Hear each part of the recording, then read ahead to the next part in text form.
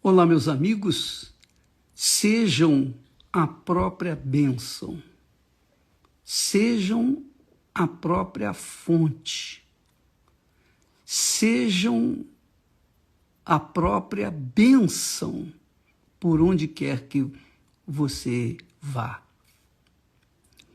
E como é que é possível a gente ser a própria bênção? Vamos avaliar, pesar o que aconteceu no início de tudo. No princípio, diz o texto sagrado, criou Deus os céus e a terra.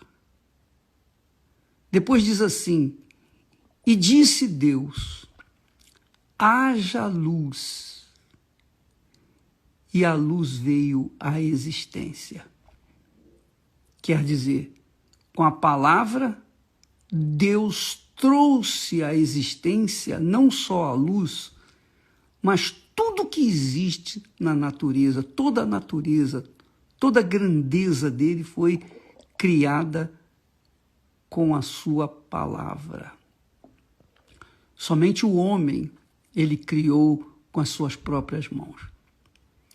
Ora, esse é o assunto que nós estaremos falando nesta quinta-feira, aqui na Terapia do Amor, às 20h com o bispo Adilson.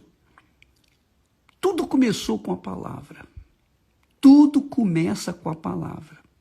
Continua começando com a palavra. Por exemplo, a sua família começou com a palavra. Seu pai, sua mãe começaram com a palavra. Eles empenharam a palavra um para com o outro no altar e depois foi gerada você e todos os seus irmãos. Quer dizer que o casamento começa com a palavra também. Bacana, né? Muito bacana.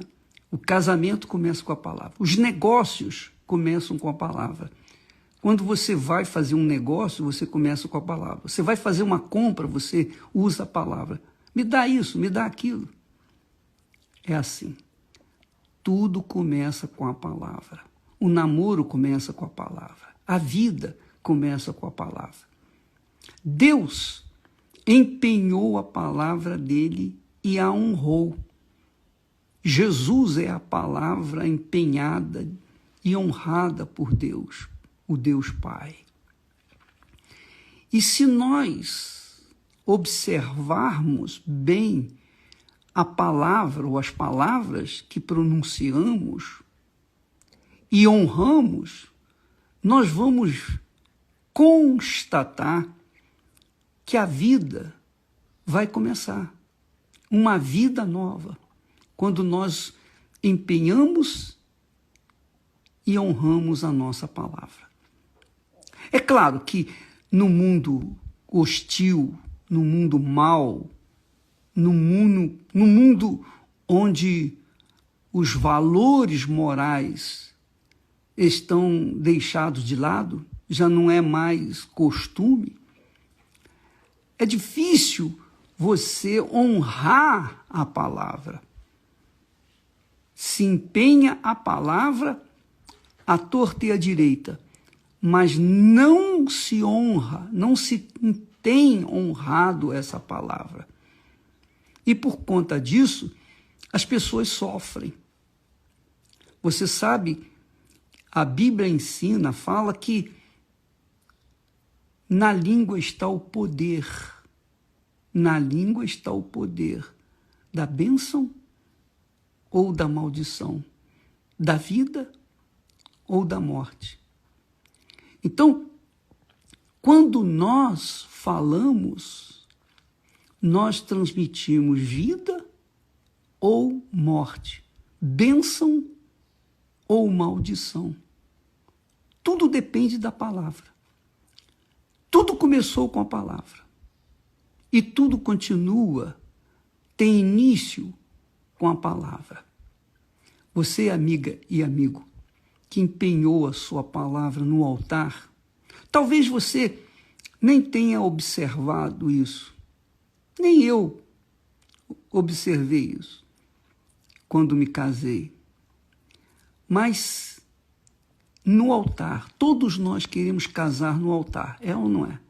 Por quê? Qual a razão?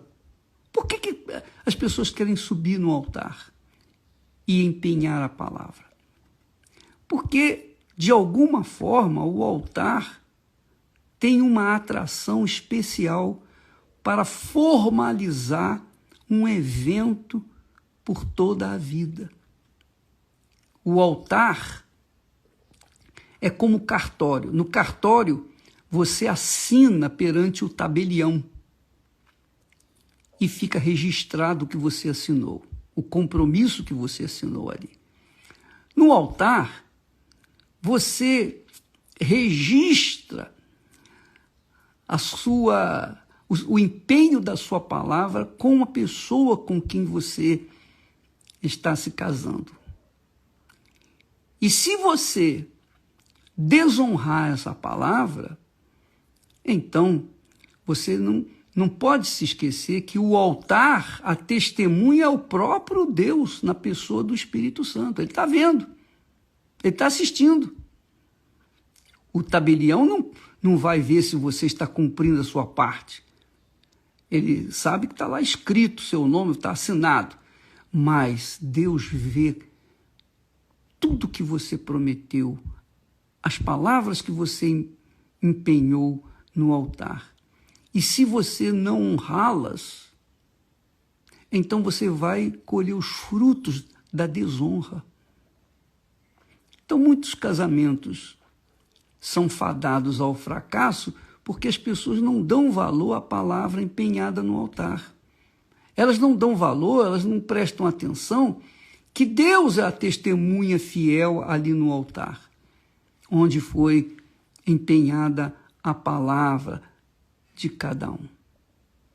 Então talvez você diga, mas ele não cumpriu a palavra dele. Como é que eu posso cumprir a minha?